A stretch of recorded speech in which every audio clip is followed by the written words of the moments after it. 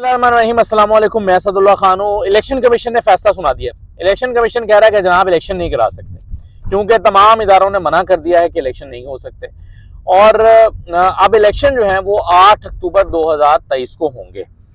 अच्छा, अब ये है फैसला, बाकी तो सारी कहानी है, लंबा फैसला है। बाकी है कि जी IG साहब ने ये कहा, फाइनेंस के इदारे ने ये कहा पैसे नहीं हैं, वजारत दाखिला ने कहा, वजारत दिफा ने कहा कि नफरी नहीं है, पुलिस ने कह दिया हमारे पास नफरी नहीं है, इदारों ने माजत कर ली है, तो इलेक्शन तो नहीं हो सकते। अब मैं आपके सामने 6 बड़े सवाल रखना चाहता हूँ कि जो इस वाक़े के या इस ऑर्डर के बाद जो इलेक्शन कमीशन ने दिया उसके बाद पैदा होते हैं।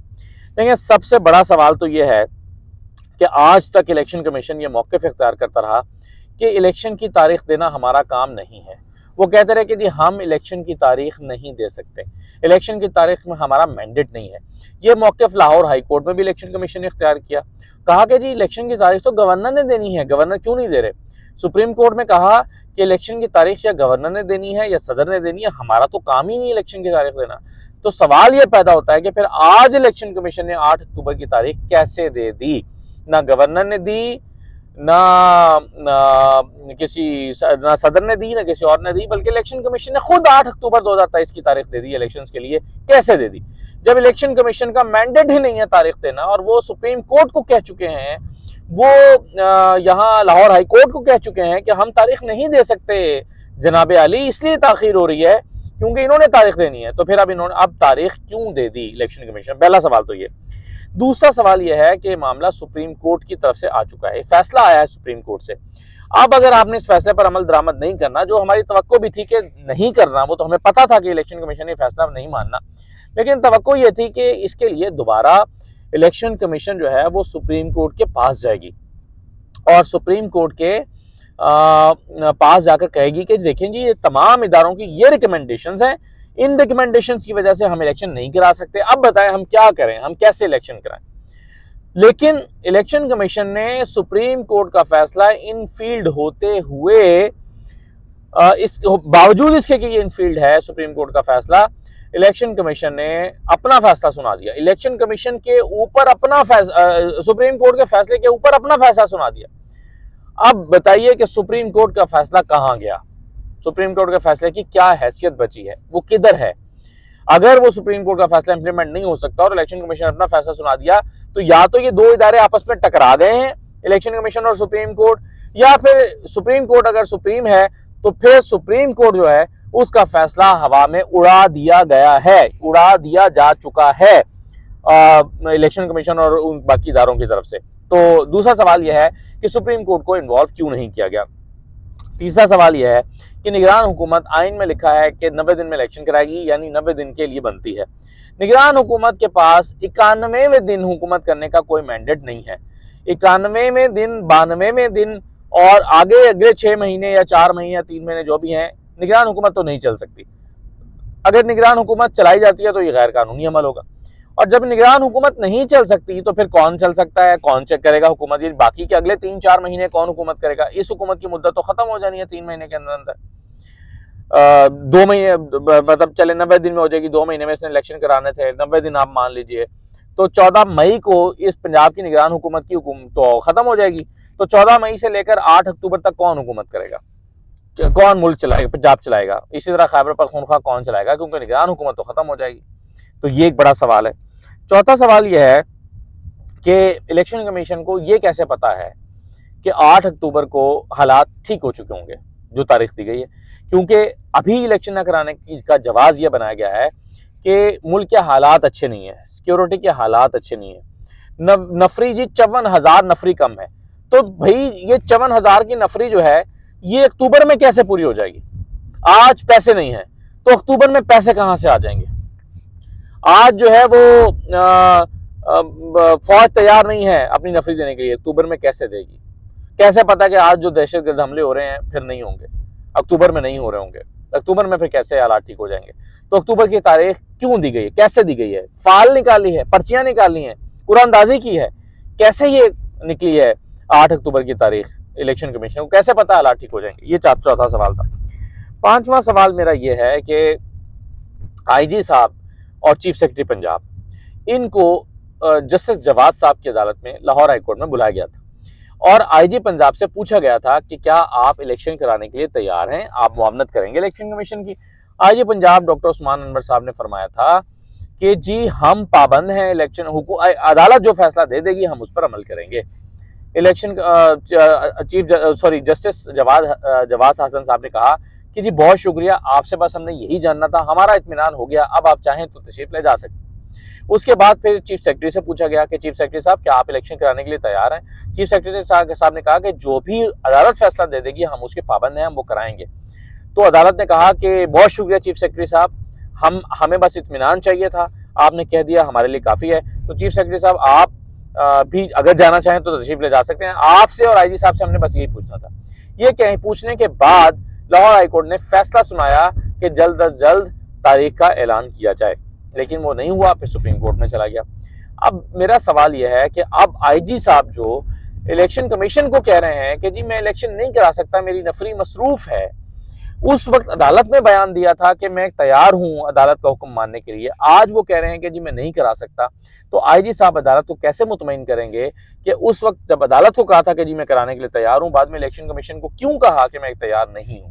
क्या फर्क पड़ा हालात में, माहौल में, क्या तब्दीली आई है जिसकी वजह से आपका मौक़िफ़ तब्दील हुआ है? तो ये पांचवा और अहम बड़ा सवाल है। छठा सवाल यह है कि सुप्रीम कोर्ट ने अपने फैसले में ये लिखा था कि जनाब अगर बल्कि जब डिस्कशन हुई थी उसमें कहा था कि देखें आइन सीधा सीधा ये कहता है कि इलेक्शन तो 90 दिन में होंगे। इस पर सारे जजेस का इत्तेफाक था कि इलेक्शन तो होने हैं 90 दिन में, और अगर किसी वजह से इलेक्शन नहीं हो सकते तो फिर सुप्रीम कोर्ट ही वो बॉडी है या इदारा है जो ये फैसला करेगी कि ठीक है अगर डेट ऊपर ले जानी है तो ले जा सकते हैं।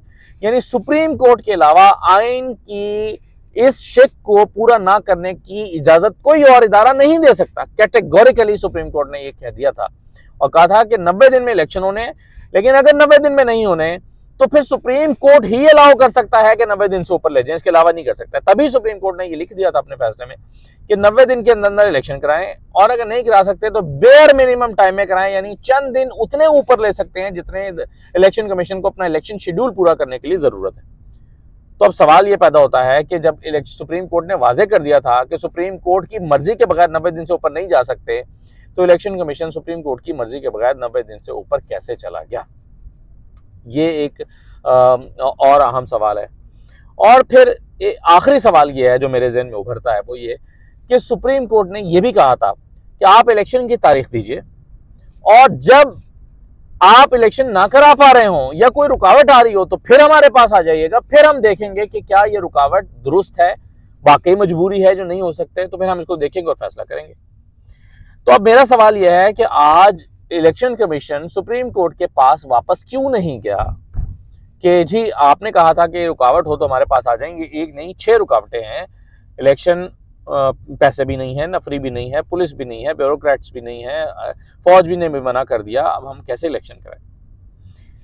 ये एक अहम सवाल है। एक और अहम सवाल अब मेरे ज़हन में आता है, वो ये कि सुप्रीम कोर्ट ने कहा था कि आर्टिकल 220 के तहत तमाम इदारे इलेक्शन कमीशन को की मुआवनत करने के पाबंद हैं और वो मुआवनत करेंगे, इनकार नहीं कर सकते। उनका सवाबदीदी इख्तियार नहीं है कि वो मना कर दें कि जी मेरा मूड नहीं है, मेरे बंदे मसरूफ हैं, मैं तो नहीं कर सकता।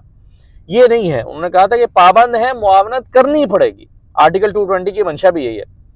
अब इन तमाम इदारों ने क्या सुप्रीम कोर्ट के इस हुक्म की खिलाफ वर्जी की है कि जो इलेक्शन कमीशन को इनकार कर दिया? हालांकि इदारे पाबंद हैं आर्टिकल 220 के तहत, लेकिन फिर भी इलेक्शन कमीशन को इनकार कर दिया और कह दिया कि जी हम तो इलेक्शन नहीं करा सकते, हम तो आपको सपोर्ट नहीं कर सकते। इलेक्शन कमीशन को कह दिया इन इदारों ने, तो इन्होंने भी अदालत की खिलाफ वर्जी की है। तो ये सारी जो सूरत हाल है, ये एक क्योस, टकराव, तनाव, कशीदगी की तरफ धकेल रहा है। अब सुप्रीम कोर्ट के पास क्या रास्ता है? क्या सुप्रीम कोर्ट आज खुद नोटिस लेगी? रात को आपको याद है कासिम सूरी वाले मामले में सुप्रीम कोर्ट ने फैसला दिया, रात 12 बजे अदालतें खुल गई थी, तो इन्हें अदालत के लिए कि भाई नहीं करोगे, घर नहीं जाओगे तो बैठे हैं 12 बजे अदालत में। अब आज रात के अंधेरे में 12 बजे जो है वो ये 10 बजे फैसला 9:30 बजे सुना दिया गया, तो अदालत अभी तक नहीं खुली। जब मैं ये रिकॉर्ड कर रहा हूँ 12:25 हो गए, तो शायद सुबह खुल जाए। आज खुद नोटिस ले अदालत, एक ये हो सकता है। दूसरा ये हो सकता है कि दरखास्त जो कंटेम्प्ट की गई हुई है उसको टेकअप कर ले अदालत, जो मुश्ताक गनी साहब की गई हुई है। और तीसरा ये हो सकता है कि वो फ्रेश एप्लीकेशन सुबह अदालत में चली जाए कि जनाब ये देखें इन्होंने मुकर गए, आपके ऑर्डर को नहीं माना।